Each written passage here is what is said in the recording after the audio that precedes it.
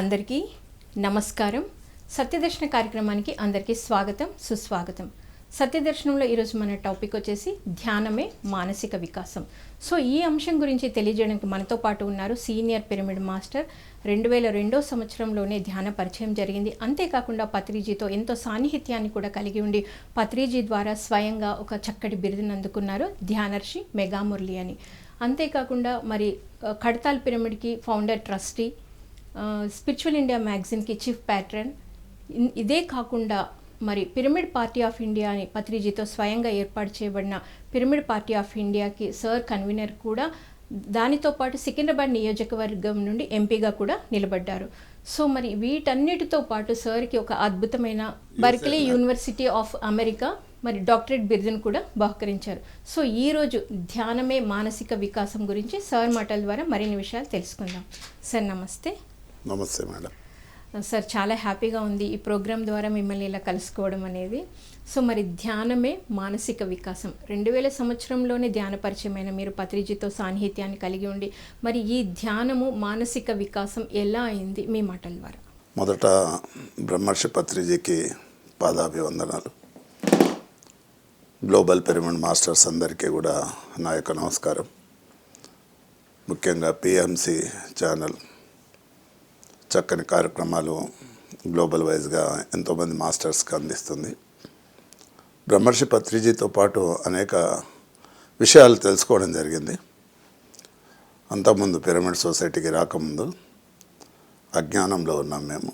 Pyramid సొసైటీకి వచ్చిన తర్వాత ధ్యానం చేస్తూ ధ్యానంతో పాటు సజ్జన సాంగత్యము, తర్వాత స్వాధ్యాయము, బ్రహ్మర్షి పత్రిజీ మార్గంలో అనుసరించడం మూలంగా అనేక విధాలుగా ఎదుగుదల లభించింది నాకు.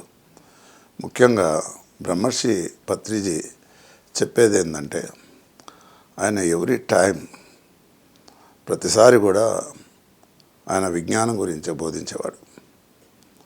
సో అదేంటంటే విజ్ఞానం గురించి అంటే ఒక భౌతికమైనటువంటి జ్ఞానము వేరే ఉంటుంది, ఆధ్యాత్మిక జ్ఞానం వేరే ఉంటుంది.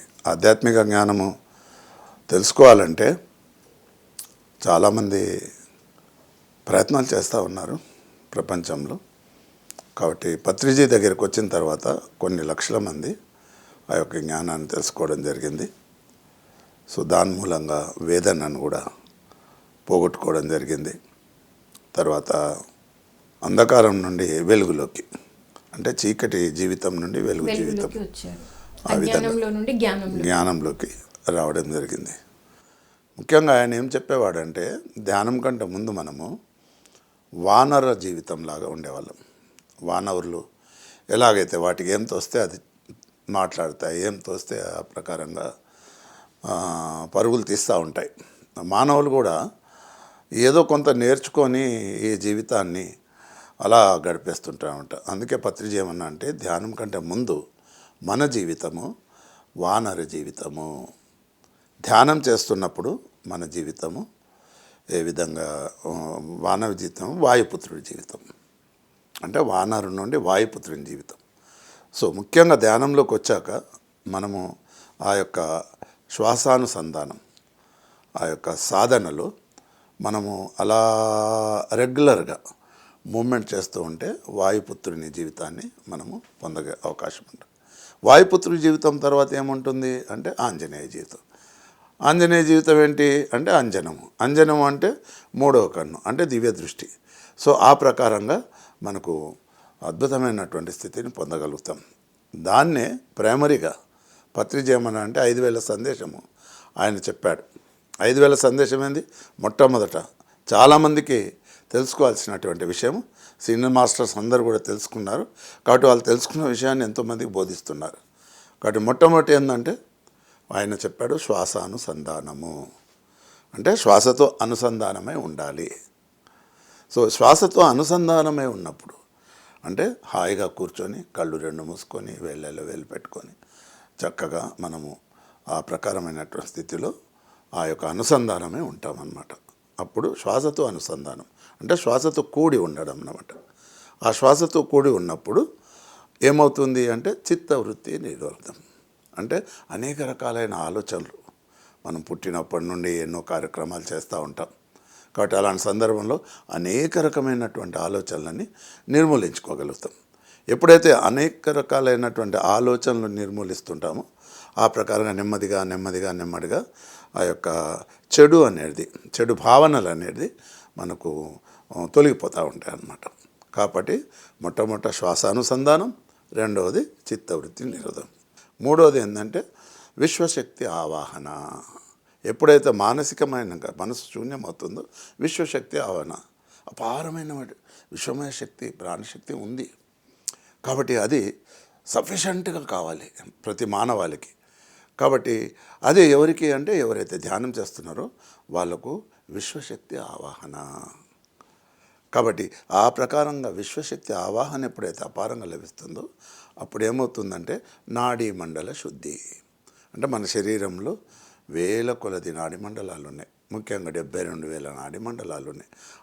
నాడీ మండలాలన్నీ అది శుద్ధిగా లేవు. రకరకాలైన ఆలోచనలతోని, కర్మలతోని, నెగిటివిటీస్తోని, ఈ ప్రకారంగా అనేక రకాలైనటువంటి కర్మలతోని ఆ ప్రకారంగా ఉన్నాయి. కాబట్టి అలాంటప్పుడు ఏమవుతుందంటే శుద్ధి జరుగుతుంది, నాడీ మండల శుద్ధి జరుగుతుంది. ఎప్పుడైతే నాడీ మండల శుద్ధి జరుగుతుందో అప్పుడు దివ్య చక్షు ఉత్తేజితము. అంటే మనకు ఏ విధంగా అయితే ఆ యొక్క శివుడు ఏం చేస్తుంటాడు, సాధన చేస్తుంటాడు, నిరంతర ధ్యానయోగి. అప్పుడేమవుతుంది, పార్వతీమాత అనంతమైనటువంటి శక్తిని ఇస్తూ ఉంటుంది. అంటే ఇక్కడ చాలా క్లియర్గా ఉంది, ఆ ప్రకృతి మాత నుండి విశ్వమయ ప్రాణశక్తి అనంతంగా లభించాలంటే మనం శివమార్గంలో ప్రయత్నించాలి. శివమార్గం ఏంటి అంటే ధ్యానం.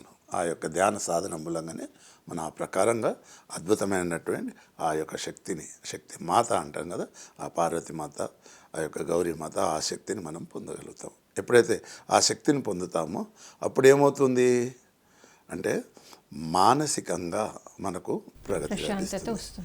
మానసికమైనటువంటి ఎదుగుదల, మానసిక ప్రగతి ఎప్పటి వరకైతే రాదు. ఇప్పుడు మానసికమైన ప్రగతి అంటే ఏంటి సార్? మానసిక ప్రగతి అంటే మానసికమైనటువంటి భావనలు, సద్భావనలు, పాజిటివ్ థింకింగ్ అంటే అన్ని రకాల ఆ యొక్క నిజాన్ని తెలుసుకోవడం. అంటే మానసిక సౌందర్యం అనొచ్చు దాన్ని. మానసిక సౌందర్యమే శారీరక సౌందర్యం, మానసిక సౌందర్యమే ఆత్మ సౌందర్యం. కాబట్టి మానసికంగా ఎవరైతే హెల్దీగా ఉంటాడో వాడు శారీరకంగా హెల్దీగా ఉంటాడు. ఎవరైతే శారీరకంగా హెల్దీగా ఉంటాడో వాడు ఆత్మపరంగా హెల్దీగా ఉంటాడు. అంటే ఆత్మపరంగా ఎదగాలి. ఇప్పుడు ఇదంతా కూడా ఏంటి అంటే ఇది కర్మభూమిలో మీరు ఇంతకుముందు చెప్పినట్టు కర్మని నిర్మూలించుకోవడానికి మనం జన్మ తీసుకున్నాం. అనేక రకాల జన్మలు ఉన్నాయి మనకు, చాలామందికి తెలుసు కూడా. కాబట్టి ఈ కర్మభూమిలో ఎప్పుడైతే వచ్చామో మనం కర్మల్ని తొలగించుకోవాలి. అంటే కర్మల్ని తొలగించుకొని అంటే ఇక్కడ మనం విజయాన్ని సాధించాలి. కర్మలను తొలగించుకొని ఆ యొక్క విజయాన్ని సాధించుకోవాలి. అంటే కర్మభూమిలో అంటే యుద్ధభూమి అనుకోండి. యుద్ధభూమిలో సైనికులు ఎందుకు వెళ్తారు? యుద్ధం చేయడానికి వెళ్తారు. యుద్ధం చేయడానికి ఎప్పుడైతే ప్రవేశిస్తారో అప్పుడు వాళ్ళు ఏం చేస్తారు? యుద్ధం చేస్తారు. దేన్ని దృష్టిలో పెట్టుకొని? విజయాన్ని దృష్టిలో పెట్టుకొని. కాబట్టి అలాగే దీన్ని ఏమన్నాడంటే పత్రిసార్ కూడా ధ్యానం వల్లనే జ్ఞానము, జ్ఞానం వల్లనే ముక్తి. ముక్తి అంటే విముక్తి. అంటే ఆ విధమైనటువంటి కర్మల నుండి మనం ముక్తిని పొందడానికి. అందుకే గీతాలో కృష్ణ పరమాత్మ కూడా చెప్పాడు. ఆయన ఏమన్నాడంటే యుద్ధాయ కృత నిశ్చయ. అర్జునుడు అలా ఉండిపోతాడు, వీళ్ళంతా నా వాళ్ళే కదా, ఎందుకు వాళ్ళతో యుద్ధం చేయడము, వాళ్ళని సంహరించడము. చిన్ననాటి నుండి నన్ను వెతుకొని లాలించి పాలించినటువంటి వాళ్ళు ఉన్నారు, ఆ పిల్లోడ్లాగా ఆ పెద్దలు ఉన్నారు. కాబట్టి వాళ్ళు జ్ఞానం నేర్పించారు, వాళ్ళు రకరకాల పద్ధతులైనటువంటి విజ్ఞానం నేర్పించారు. ఇదంతా కూడా నేర్పించి వాళ్ళతో యుద్ధం చేసి వాళ్ళ మీద ధనుర్బాణాలను విసిరితే ఎలా అన్నప్పుడు కృష్ణుడు ఒకటే చెప్తాడు, యుద్ధాయ కృత నిశ్చయ. ఈ యొక్క కర్మభూమిలో ఉన్నావు, యుద్ధభూమిలో ఉన్నావు, కాబట్టి యుద్ధం చేయడం నిర్ణయం అయిపోయింది, కృతనిశ్చయము నిర్ణయం అయిపోయింది. కాబట్టి నువ్వు ఏం చేయాలి, నువ్వేం చేస్తావు కృష్ణ అని అడిగితే ఆయన అంటాడు, నేను ఆయుధం పట్టను, యుద్ధం చేయను నేను. మరేం చేస్తావు అంటే సారథ్యం వహిస్తాను. కాబట్టి అక్కడ చాలా ఇంపార్టెంట్ పాయింట్ ఇక్కడ ఉంది. నేను ఆయుధం పట్టను, యుద్ధం చేయను నేను. మరేం చేస్తావు అంటే సారథ్యం. సారథ్యం ఇస్తాను. యుద్ధం ఎవరు చేయాలి? నువ్వు ఆ రథంలో అధిరోహించాలి. ఆ రథంలో అధిరోహించి నువ్వు యుద్ధం చేయాలి. అందుకే ఇక్కడ చాలా క్లియర్గా ఉంది ఏంటంటే దేహమే దేవాలయము, జీవుడే దేవుడు. అంటే ఈ దేవాలయం ఏంటి? ఈ దేహము, ఈ రథము. ఈ రథంలో ఎవరున్నారు? జీవుడు ఉన్నాడు, అంటే అర్జునుడు ఉన్నాడు. కాబట్టి ఆ యొక్క అర్జునుడిని నడిపించేది పరమాత్మ, ఆత్మే పరమాత్మ. చాలా క్లియర్గా ఉంది ఇక్కడ, ఎస్, ఆత్మే పరమాత్మ. కాబట్టి ఆత్మ యుద్ధం చేస్తే పరమాత్మ ఏం చేస్తాడంటే ఆ విధంగా అటువంటి సారథ్యం వహిస్తాడంటే మార్గదర్శకుడు. కాబట్టి అలాంటి సందర్భంలో యుద్ధం ఎవరితో చేయాలి? అక్కడ ఆ కర్మభూమిలో అదుష్ట కౌరవులతో యుద్ధం చేశారు, అధర్మంతో యుద్ధం చేస్తారు. అధర్మంతో యుద్ధం చేశారు. అంటే ఎవరు అక్కడ? దుష్ట కౌరవులు. ఆ దుష్ట కౌరవులతో యుద్ధం చేశాడు ఎవరు? అర్జునుడు. కాబట్టి ఎవరికి బోధిస్తున్నాడు? ఈ యొక్క అర్జునుడు అంటే ఎవరు అంటే ఇక్కడ ప్రతి మానవాళి కూడా ఒక్కొక్కరు నేను అర్జునుడే, మీరు అర్జునుడే, ప్రతి ఒక్కరు కూడా అర్జునుడే. కాబట్టి అక్కడి నుండి బోధన ఏమొస్తుంది అంటే ఈ యుద్ధాయ కృతనిశ్చయ, నువ్వు యుద్ధం చేయవయ్యా. బాణాల ఎవరి మీద? అధర్మం మీద. అంటే ఎక్కడుంది అధర్మము? ఎక్కడున్న కౌరవులు అంటే మన అంతర్గతంలో ఉన్నారు. ఏదైతే మన అంతర్గత శత్రువులు ఉన్నారో వాళ్ళే కౌరవులు, అంతర్గత శత్రువులే కౌరవులు. ఆ శత్రువుల మీద మనం ఏం చేయాలంటే ధ్యానం అనే బాణాలు విసరాలి. ఎప్పుడైతే ధ్యానం అనే బాణాలు విసురుతూ ఉంటామో అప్పుడు అంతర్గత శక్తులు ఒక్కొక్కరు అహంకారము, తర్వాత క్రోధము, లోభము, మోహము, ఇవి కామక్రోధ మోహాలు అవన్నీ కూడా నెమ్మదిగా నిర్మూలించబడతాయి. అప్పుడు ఏమవుతుందంటే సౌందర్యవంతంగా అవుతుంది ఆత్మ. ఆ సౌందర్యవంతంగా తయారైనటువంటి ఆ యొక్క ఆత్మ ఏదైతే ఉందో చక్కని చైతన్యంతో వెలుగుతూ ఉంటుంది. ఎప్పుడైతే ఆ యొక్క మానసిక చైతన్యం వస్తుందో శారీరకంగా కూడా చైతంగా ఉంటుంది, ఆత్మపరంగా చైతంగా వెలిగిపోతుంది. సో మరి ప్రతి ఒక్కరూ ఇప్పుడు మీరు ధ్యానం చేయాలి, చేస్తే మనసును ఎప్పుడైతే శూన్యం చేస్తామో చిత్తవృత్తులను నిరోధించడం మానసిక వికాసం అని చెప్పారు. సో మరి కర్మలు అనేవి ఉన్నాయి, అలాంటి వాళ్ళు ధ్యానం ఎంత టైం చేయాలి, దానికి ఎలా సాధన? అంటే ముఖ్యంగా ఏంటంటే చాలామంది ప్రకృతిలో కారణ జన్మనే. ఓకే, అంటే ప్రతి వాళ్ళు కూడా కారణ జన్మే, కారణం లేకుండా జన్మించేవాడు వాడు లేడు. అక్కడ రాజు దగ్గర నుండి ఇక్కడ పేద వరకు రకరకాల వ్యక్తులు త్రిగుణాల తత్వంతో ఉన్నారు. అర్థమైందా? కారణ జన్మ. కాబట్టి ఏంది? తమోగుణము, రజోగుణము, సాత్విక గుణం. కాబట్టి ఈ 3 గుణాలలో మగిపోతున్నారు. అంటే ప్రకృతితో వచ్చినాయి కాబట్టి ఆ గుణాలతో బంధింపబడ్డారు, ఆ త్రిగుణాలతో బంధింపబడ్డారు. కాబట్టి దాన్ని ఎలా నిర్మించుకోగలుగుతాము అంటే మానసిక సౌందర్యంతో, ధ్యానం వల్లనే ఆ యొక్క మానసిక సౌందర్యం, ఆ యొక్క తమోగుణం అనేది. తమోగుణం అంటే మనం తెలుసు, చాలామందిని మనం చూస్తూ ఉంటాము, తినుకోవడం, పడుకోవడం. రామాయణంలో పత్రి గారు మంచి ఎగ్జాంపుల్ ఇచ్చారు. Okay sir. ఏంది? ఈ త్రిగుణాల గురించి. అంటే కుంభకర్ణుడు ఏం చేస్తాడు? తింటాడు, పడుకుంటాడు. అలా ప్రపంచంలో చాలామంది ఉన్నారు, తినడం, పడుకోవడం. ఇది తమోగుణం అంటారు. రజోగుణము అంటే రావణాసురుడు. ఈ రావణ బ్రహ్మ తాను పట్టిన కుందేలకు 3 కాళ్ళు. వాడు ఏది చెబితే దానికి కొట్టాల్సిందే. వాడు తాన అంటే మనం కూడా తానా అనాలి, తందనాన అనదు. ఇక్కడ తందనానాలు ఉంటాయి, కానీ వాడు తాన అంటే మనం తానా అనాలి. వాడు తందనాన అంటే మనం కూడా తందనాన అనాలి, లేకపోతే కట్ చేస్తారు. కానీ రావణాసురుడు మరి ధ్యానం కూడా చేస్తున్నాడు కదా సార్? చేస్తున్నాడు, కానీ అదంతా నిర్వీర్యం అయిపోయింది. ఓకే. ఇప్పుడు ఎవరైతే ధ్యానం చేసి ఆ యొక్క చక్కని స్థితిని పొందుతారో అప్పుడు తమోగుణ తత్వము, అది రాక్షస తత్వము ఏదైతే ఉందో దాన్ని నిర్మూలించుకోలేకపోయాడు. ఆ రాక్షస తత్వాన్ని నిర్మూలించుకోవాలి. ధ్యానం చేస్తున్నాడు, నాన్ వెజ్ తింటున్నాడు, మళ్ళీ పక్కన వాళ్ళని బాధ పెడుతున్నాడు. సో ఆ రజోగుణం మూలంగా ఏమవుతుంది అంటే మళ్ళీ పునరపి జననం, పునరపి మరణం అవుతా ఉంటుంది. ఆ భ్రమణంలోనే తిరుగుతూ ఉన్నారు. కాబట్టి రజోగుణం. కానీ రాక్షసుడు అయినప్పటికీ ఇక్కడ సాత్విక గుణము విభీషణుడు ఉన్నాడు. సాత్విక గుణం అంటే ఆ సీతామాతని తీసుకొని వచ్చినప్పుడు అన్న ఆ సీతామాతని శ్రీరామచంద్రునికి అప్పచెప్పేసి, కాబట్టి ఆయన శరణు వేడు, మనకు అన్ని బాధలన్నీ పోతాయంటే అహంకారంతో ఆయనని వెలివేస్తాడు. అంటే రాక్షస కులంలో పుట్టినా కూడా సాత్విక గుణం కలిగి ఉన్నాడు విభీషణుడు. ఓకే. కాబట్టి ఆ సాత్విక గుణం ఎలా వచ్చింది? ధ్యానం ద్వారా వచ్చింది. ఆయనోమో ఆ యొక్క ధ్యానం చేస్తున్నారు, తపస్సు చేస్తూ చేస్తూ మళ్ళీ మానవుల్లోకి పోతున్నారు, అంటే రాక్షసుల్లోకి పోతున్నారు, రాక్షసత్వాన్ని విడనాట్లేదు. అదే నాన్ వెజ్ తింటున్నాడు, అదే రకంగా అహంకారం ఉంది, అదే రకంగా కోపం ఉంది, ఇంకా కొంచెం హింస కర్మల్ని పోగేసుకుంటున్నాడు, హింస. అలాంటి హింస చేయట్లేదు ఇక్కడ విభీషణుడు. సాత్విక ఉన్న అంటే నేను కాదు మనము. అక్కడ రావణుడు నేను నేను నేను అది నేను ఇది నేను అంతా నేను అంటుంటాడు. ఇతనేమంటాడు మనము. కాబట్టి మనము అనేటువంటి ఏదైతే మానసిక వస్తుందో అది సాత్విక గుణం. అక్కడ నుండి అతను ఏం చేస్తాడంటే నెమ్మదిగా వెలివేసినప్పుడు చక్కగా ఎక్కడైతే శ్రీరామచంద్రుని గుడారాలు ఉన్నావో అక్కడ వస్తుంటాడు.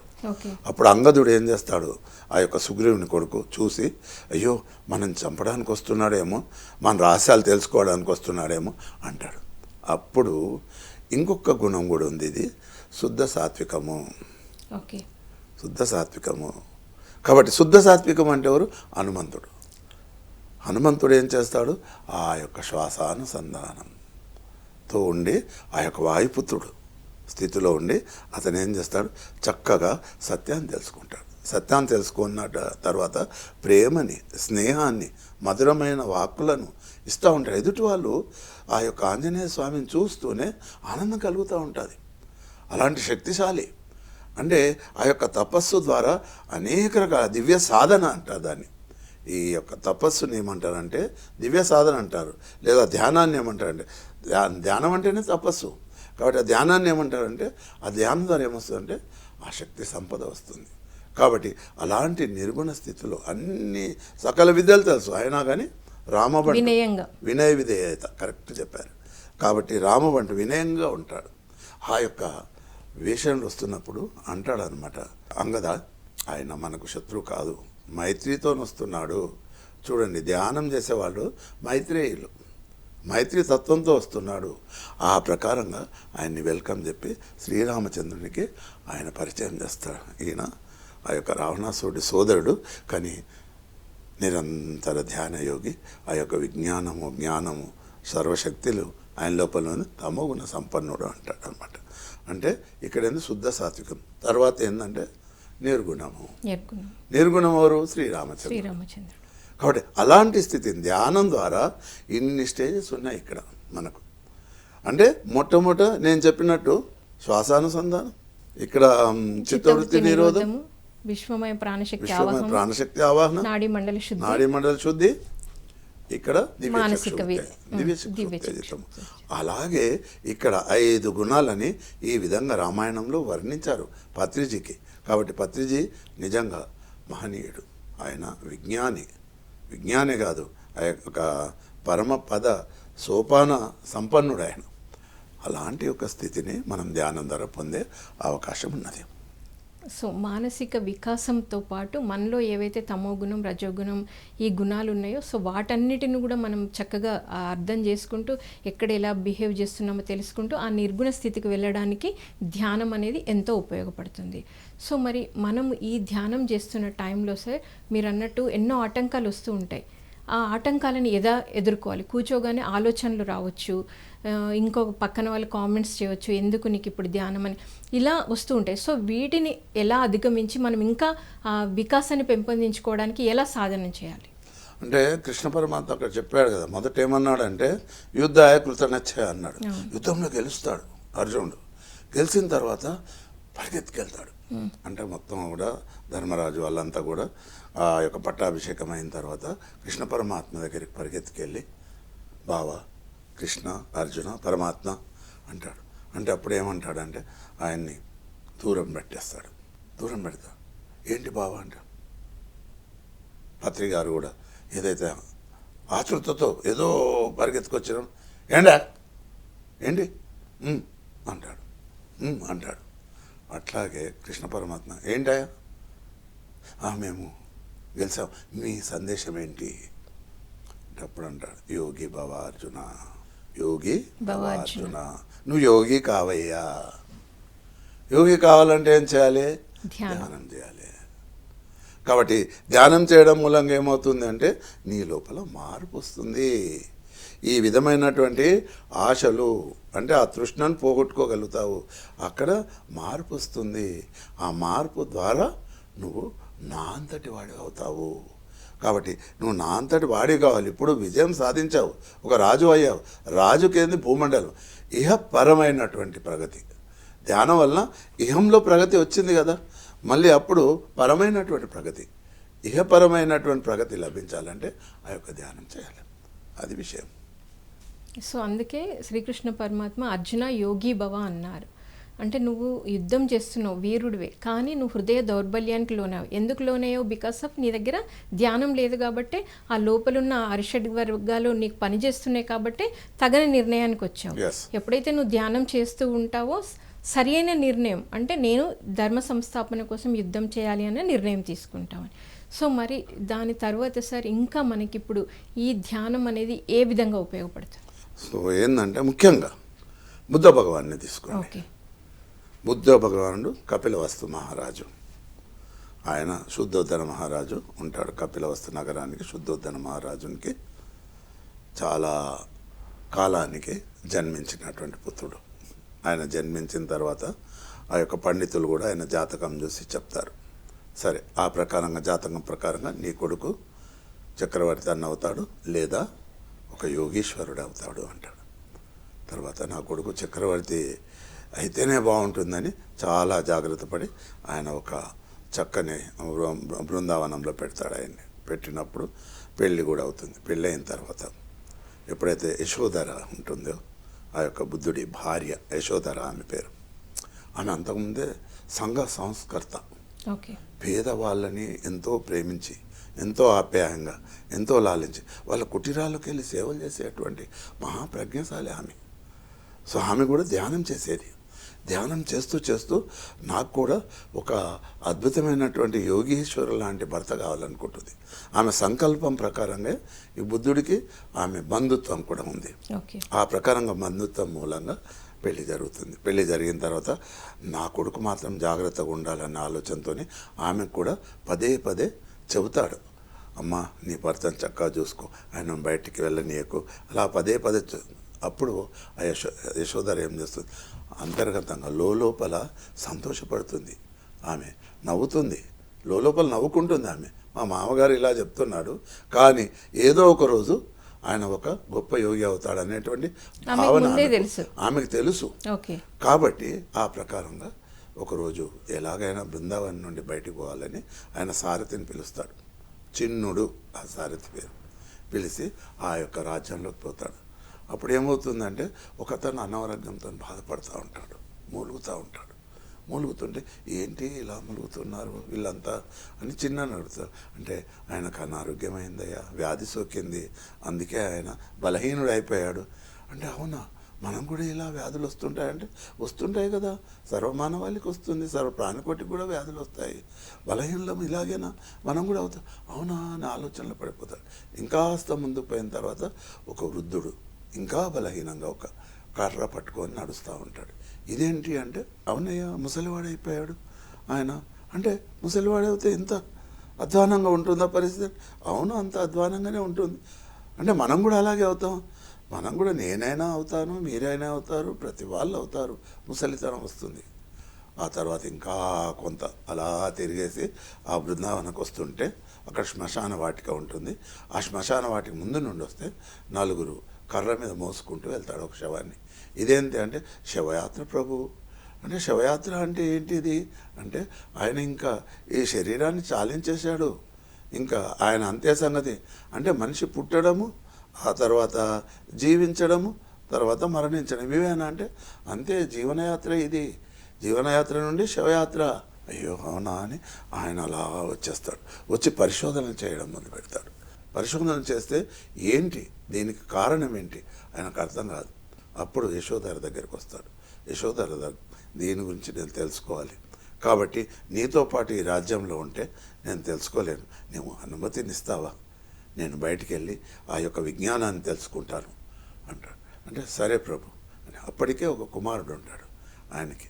కాబట్టి ఆ యొక్క కుమారుణ్ణి వదిలేసి భార్యను వదిలేసి ఆ చిన్నుడిని తీసుకొని అలా వెళ్ళిపోతాడనమాట. వెళ్ళిపోయిన తర్వాత ఒక చోట ఉండి తన గుడ్డలు తన యొక్క ఆభరణాలన్నీ చిన్నుడికి ఇచ్చేస్తాడు. ఇచ్చేసి అలా నది సరయు నది అనుకుంటా, ఆ నది పక్కన ఉంటాడు.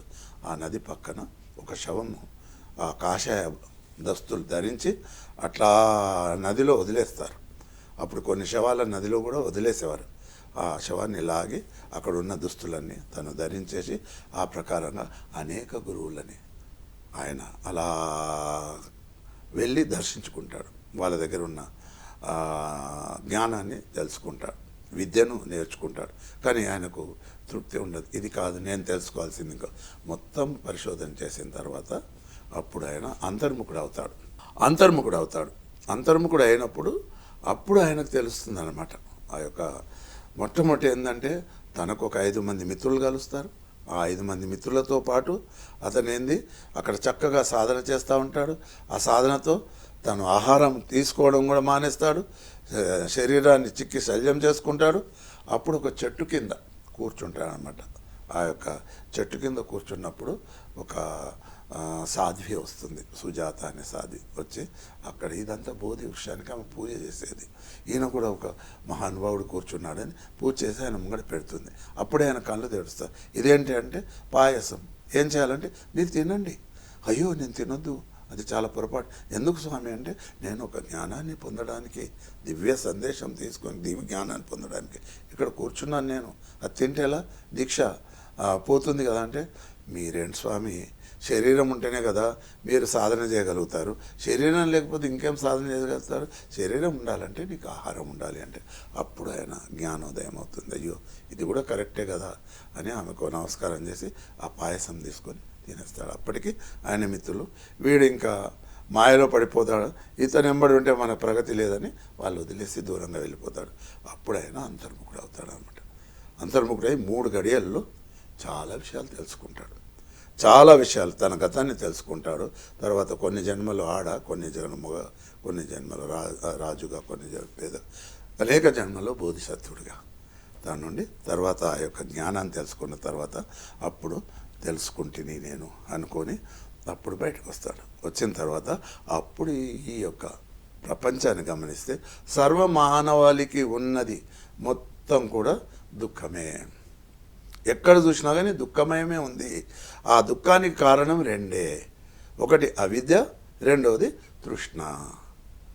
అవిద్య, తృష్ణ ఈ రెండిటి అంటే అవిద్య అంటే ఆ యొక్క జ్ఞానము, సత్యమైన జ్ఞానం లేకపోవడము.